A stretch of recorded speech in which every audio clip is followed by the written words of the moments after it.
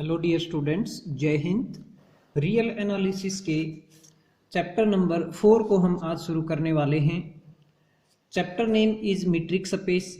बच्चों, चैप्टर 4 और उससे आगे के जितने भी चैप्टर हैं उनके लिए बेसिक है बिल्कुल आज का लेक्चर, इसलिए बहुत ही ध्यान से समझने की कोशिश करेंगे।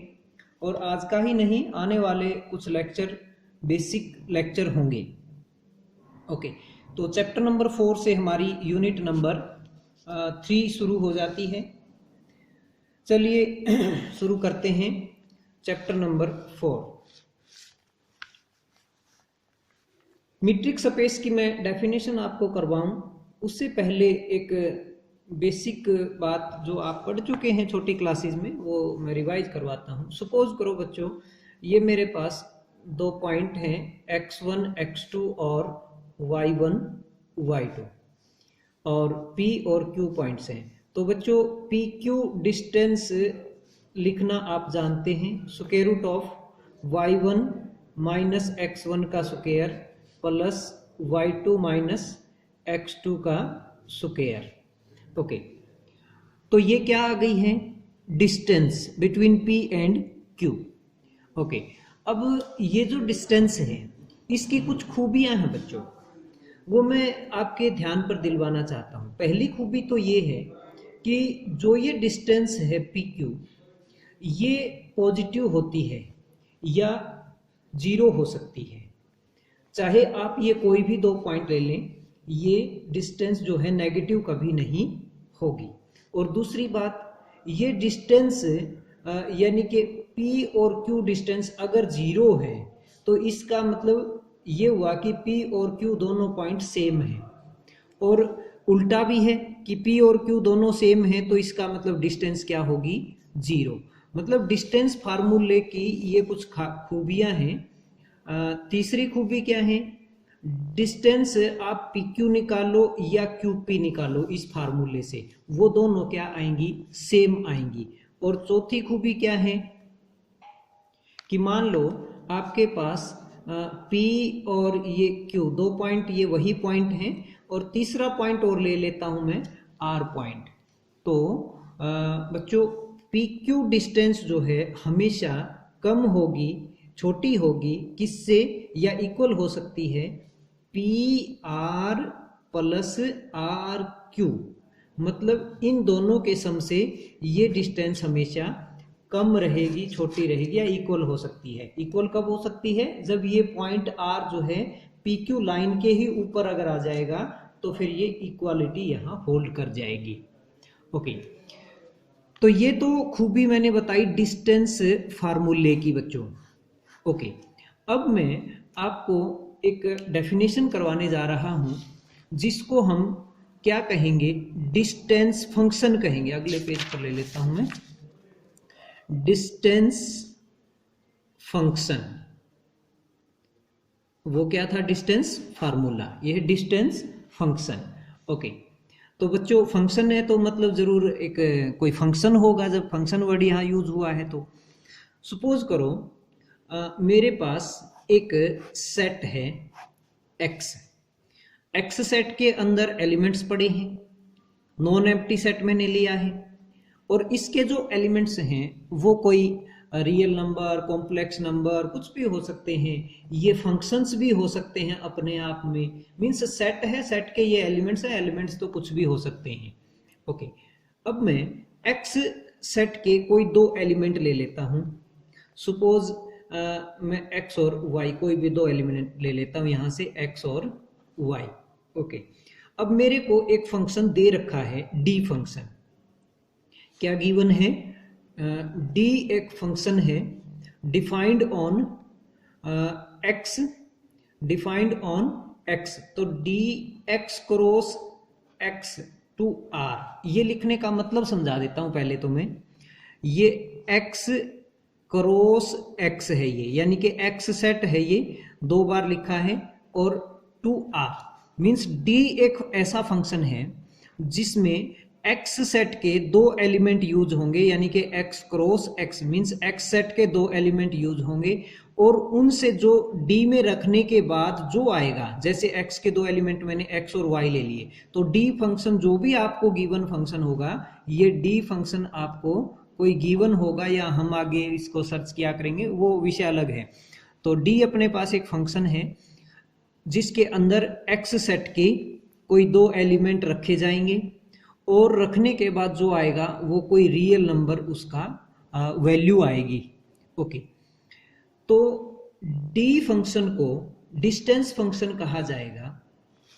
D is called as distance function अगर ये कुछ खूबियों को सेटिस्फाई करता है। पहली, डी ऑफ एक्स वाई, मतलब कोई भी दो पॉइंट लें और डी के अंदर रखें तो जो वैल्यू आएगी वो नेगेटिव नहीं आनी चाहिए। कुछ भी आप एक्स वाई ले सकते हैं इस सेट के अंदर से। दूसरी खूबी डी फंक्शन की क्या है कि d of x y zero आएगा अगर, तो गारंटी है तो एक्स और वाई इक्वल होंगे। मतलब अगर ये वैल्यू जीरो आती है तो गारंटी से कह सकते हैं एक्स और वाई इक्वल होंगे, और एक्स और वाई इक्वल हैं तो गारंटी से कह सकते हैं डी वैल्यू क्या आएगी, जीरो आएगी। और तीसरी खूबी डी फंक्शन की क्या है कि डी एक्स वाई निकाल लें या डी वाई एक्स निकाल लें, दोनों क्या रहेंगी, बराबर रहेंगी, चाहे आप एक्स वाई कुछ भी ले लें पूरे सेट के अंदर से।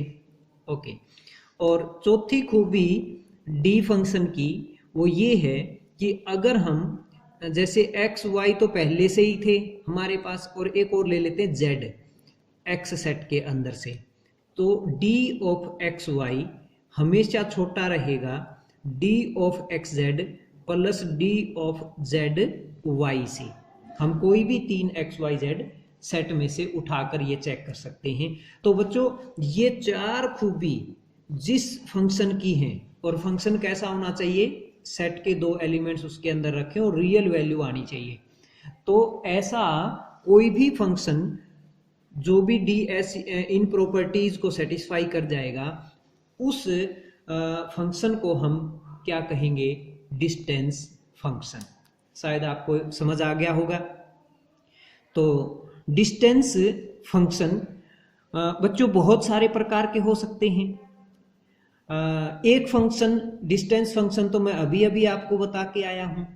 देखिए ये जो डिस्टेंस फार्मूला था, क्या ये डिस्टेंस फंक्शन नहीं बन गया? अभी तक तो हम इसको डिस्टेंस फार्मूले के रूप में जानते थे, लेकिन ये डिस्टेंस फंक्शन की भी तो प्रॉपर्टी सेटिस्फाई कर रहा है बच्चों। जो ये चार प्रॉपर्टी हैं ये वही तो हैं जो आगे मैंने बताई हैं डिस्टेंस फंक्शन के लिए। देखिए दो पॉइंट हैं P और Q। अब की बार मैं सेट क्या ले लेता हूँ, सेट है ऐसा जिसके अंदर ये बहुत सारे पॉइंट्स पड़े हैं, तो इनमें से मैंने एक P उठाया है, एक Q उठाया है। तो PQ डिस्टेंस जो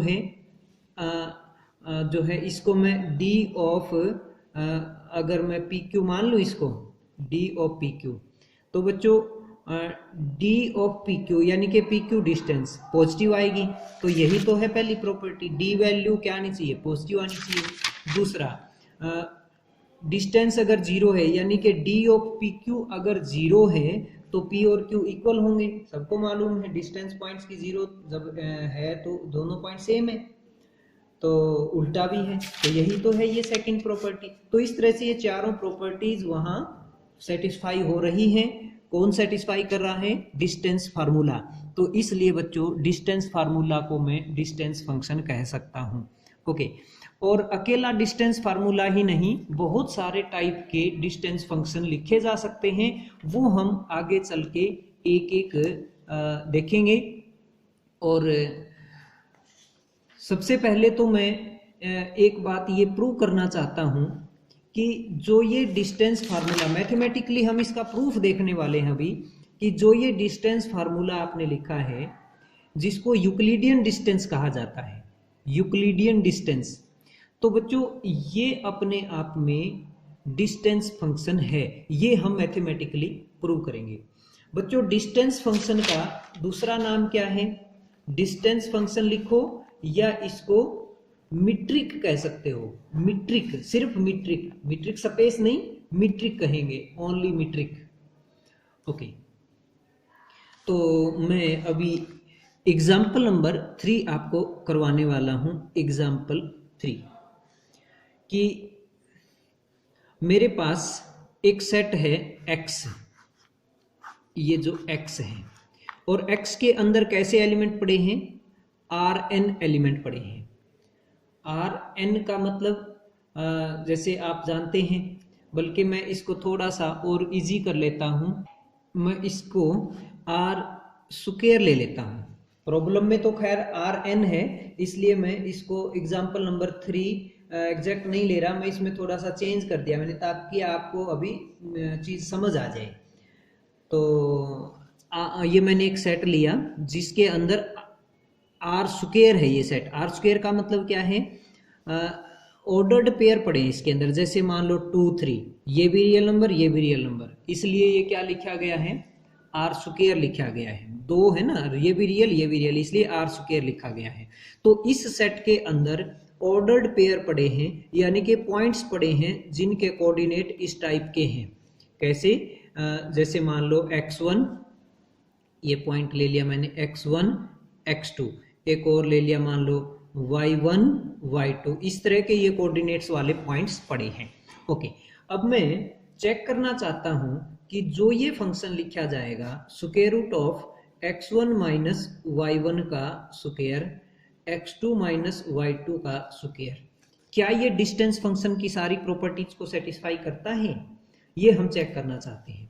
ओके, सबसे पहली प्रॉपर्टी देखिए बच्चों, जो ये हमारे पास डिस्टेंस d है यानी कि dxy लिख दूं इसको। ये पॉइंट है मान लो x जिसके कोऑर्डिनेट है x1 x2, ये पॉइंट है y जिसके कोऑर्डिनेट है y1 y2, तो यानी कि dxy है ये xy की distance.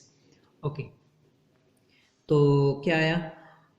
d of xy is square root of x1 minus y1 square plus x2 minus y2 square. पहली प्रॉपर्टी में चेक कर रहा हूं क्या ये सेटिस्फाई करेगा। ओके बच्चों, एक बात तो यहां से क्लियर है कि ये जो पीस है, ये जो पार्ट है, ये स्क्वायर है, किसी का स्क्वायर है यानी कि पॉजिटिव है, ये पार्ट भी किसी का स्क्वायर है यानी कि ये पॉजिटिव है, और पॉजिटिव नंबर का रूट लिया तो ये वैल्यू पॉजिटिव रहेगी। तो इसका मतलब मैं कह सकता हूं कि ये जो राइट साइड है ये नेगेटिव नहीं हो सकती है। तो नेगेटिव नहीं हो सकती है तो इसका मतलब इसको क्या लिखूंगा मैं? This is greater than equal to 0। Okay, अब मैं दूसरी प्रॉपर्टी देखता हूं। दूसरी प्रॉपर्टी में क्या लिखते हैं हम? d ऑफ एक्स वाई को क्या लेकर चलते हैं? 0। और क्या प्रूव करना है? x और y सेम, x और y को इक्वल प्रूव करना है। ओके, मैं ये d ऑफ एक्स वाई जो है square root of x1 minus y1 square plus x2 minus y2 square का स्क्वायर रूट इक्वल टू 0 मानकर चलता हूं। अब ये चीज 0 कब होगी? क्योंकि अच्छा चलो 1 मिनट में दोनों तरफ स्क्वायर ले लेता हूं। x1 minus y1 square plus x2 minus y2 square, root हट जाएगा। अब मैं दोनों का सम को 0 के इक्वल लेता हूं तो ऑटोमेटिक ये और ये दोनों 0 होंगे, क्योंकि ये भी पॉजिटिव ये भी पॉजिटिव, और पॉजिटिव का सम हमेशा पॉजिटिव ही रहेगा। तो 0 कब होगा? 0 तो तभी होगा जब ये भी 0 होगा और ये भी 0 होगा। तो इसका मतलब x1 minus y1 square equal to 0, तो इसका मतलब क्या आया? x1 equal to y1। ऐसे ही मैंने दूसरा लिया x2 minus y2 square equal to 0, इसका मतलब x2 इक्वल टू y2। और जब ये x1 y1 के बराबर है, मीन्स पहला कोऑर्डिनेट पहले के बराबर है, दूसरा दूसरे के बराबर है, तो इसका मतलब दोनों पॉइंट सेम नहीं हो जाएंगे क्या? इसका मतलब ये हुआ x इक्वल टू y। तो दूसरी प्रॉपर्टी भी सेटिस्फाई हो गई है। और तीसरी प्रॉपर्टी चेक करते हैं अब हम। तीसरी प्रॉपर्टी क्या कहती है? d ऑफ एक्स वाई किसके इक्वल आएगा? d ऑफ वाई एक्स के इक्वल आएगा। चलिए मैं डी ऑफ एक्स वाई पे काम करना शुरू करता हूँ। x1 माइनस y1 का square plus x2 minus y2 का स्क्वायर। अब क्या मैं इसमें से माइनस बाहर निकालूं, इतने पार्ट में से स्क्वायर है इस वजह से वो माइनस खत्म हो जाएगी, तो इसको मैं y1 माइनस x1 का स्क्वायर लिख सकता हूँ, ऐसे ही y2 माइनस x2 का स्क्वायर। तो बच्चों क्या ये d ऑफ yx नहीं बन गया? y वाले में से x वाले घटाए हैं तो d ऑफ, जब ये अगर dxy है तो ये क्या बन गया? d ऑफ yx बन गया। तो यही हम दिखाना चाहते थे। और फोर्थ प्रॉपर्टी, उसमें आपको ये प्रूव करना है कि मान लो एक पॉइंट और है, x y तो थे ही, z भी है, कहाँ से? आर स्क्वायर में से ही, उसी सेट में से ही। तो d ऑफ x y को क्या प्रूव करना है? Less than equal to d of x z plus d of z y।